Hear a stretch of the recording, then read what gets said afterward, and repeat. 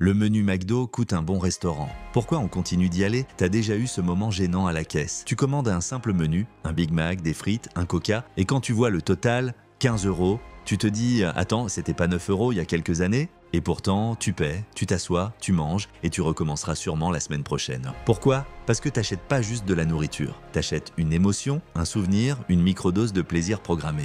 Pendant que t'as l'impression de juste manger, ton cerveau, lui, il subit un shoot de dopamine parfaitement orchestré. Tout a été conçu pour que tu reviennes. Encore, peu importe le prix. Alors non, cette vidéo n'est pas un conseil en investissement, mais c'est peut-être le déclic dont tu avais besoin. Parce que derrière l'explosion des prix du fast-food, il y a un piège économique et psychologique. Et tant qu'on l'a pas compris, on continue de se faire avoir, semaine après semaine, menu après menu.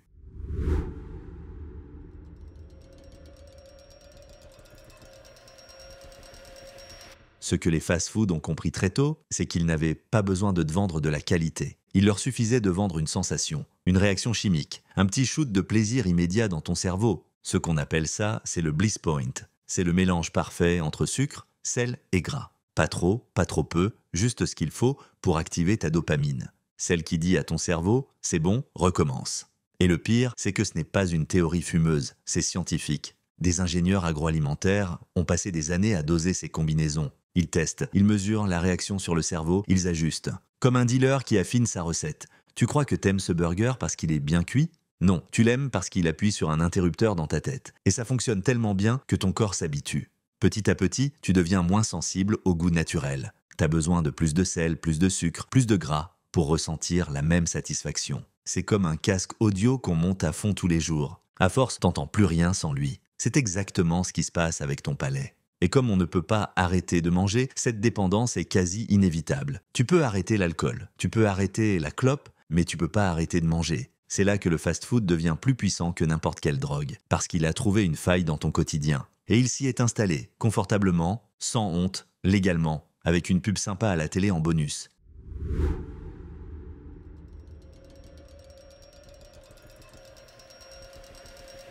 Imagine un film sans son. C'est fade, tu retiens rien, tu ressens rien. Les fast-foods ont compris ça très tôt. Alors ils ont fait un truc que peu de gens soupçonnent, ils ont engagé des ingénieurs du son. Pas pour faire de la musique, pour designer des bruits qui déclenchent des envies. Tu vois le clic de la canette qu'on ouvre, le bruit de la paille qui perce le couvercle, le froissement du sachet en papier, tout ça c'est pensé, ajusté, rejoué, testé. C'est ce qu'on appelle le sonic branding.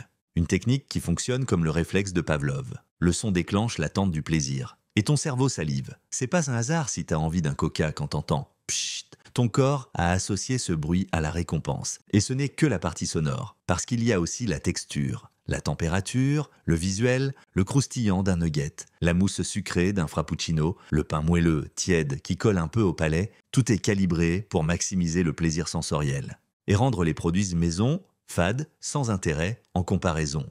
Tu peux cuisiner les mêmes ingrédients chez toi, mais ça n'aura pas le même goût. Pas parce que t'es mauvais cuisinier, parce que t'as pas leur équipe de chercheurs en neuronutrition. Et plus tu reviens, plus ton cerveau s'ancre à ces sensations. Ce n'est même plus une question de goût ou de prix. C'est un réflexe, un automatisme, une encre sensorielle. Tu manges avec ton nez, tes oreilles, ta peau, et eux, ils ont piraté tous les ports d'entrée.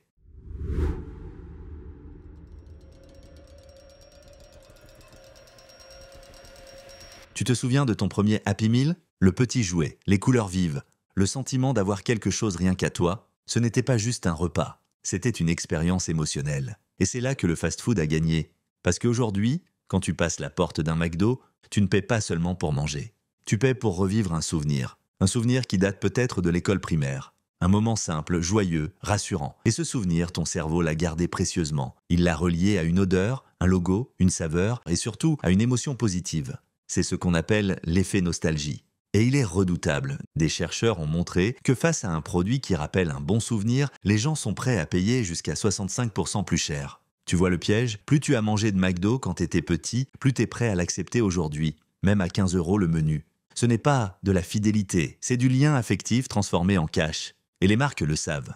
Tu crois que c'est un hasard si elles ressortent les anciens jouets ou les anciennes recettes comme à l'époque? Non, c'est une manipulation douce, mais diablement efficace, te faire croire que tu fais un choix. Alors qu'en réalité, tu retournes dans une zone de confort émotionnel.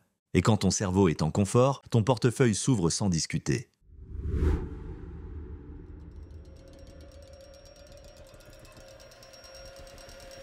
Tu l'as peut-être déjà remarqué, les prix augmentent, mais pas toujours pour de bonnes raisons. Oui, l'inflation existe.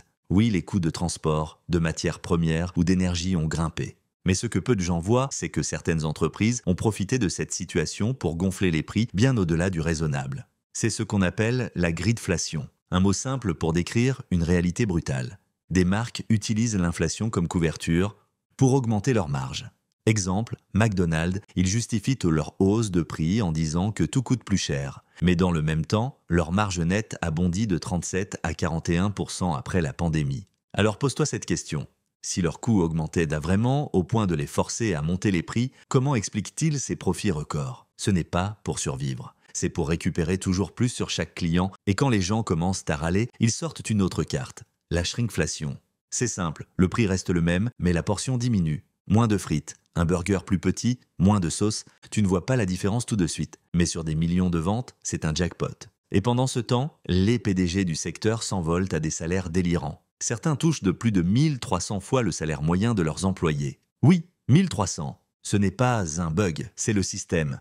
Un système qui profite du climat économique et de ta tolérance silencieuse. Parce que tant que tu continues à acheter, il continue à gonfler.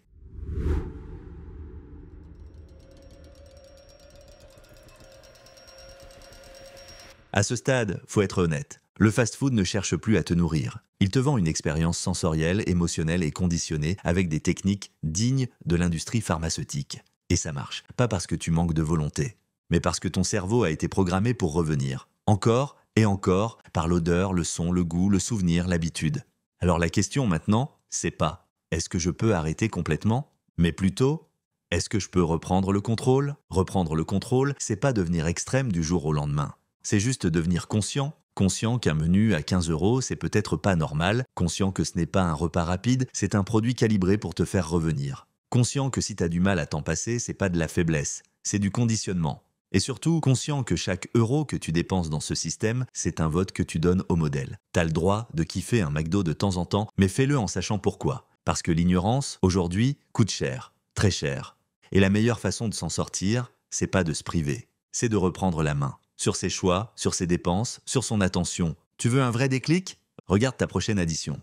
Et demande-toi pas combien t'as payé, demande-toi pourquoi t'as payé. Tu vois, le vrai problème, ce n'est pas juste le prix du burger, c'est ce qu'il représente. Chaque menu payé trop cher, chaque petit plaisir automatique, chaque achat qui passe sans réfléchir, c'est une pièce de plus dans une machine bien rodée. Une machine qui connaît tes failles mieux que toi. Mais maintenant que tu vois comment elle fonctionne, tu peux enfin décider. Pas forcément de tout changer, mais de choisir quand tu consommes. Pourquoi tu consommes et jusqu'où tu acceptes de te faire embarquer. Parce que la liberté financière, ça commence pas avec des investissements, ça commence avec des prises de conscience et des décisions simples au quotidien. Alors non, cette vidéo n'est pas un conseil en investissement, mais c'est peut-être le déclic dont tu avais besoin.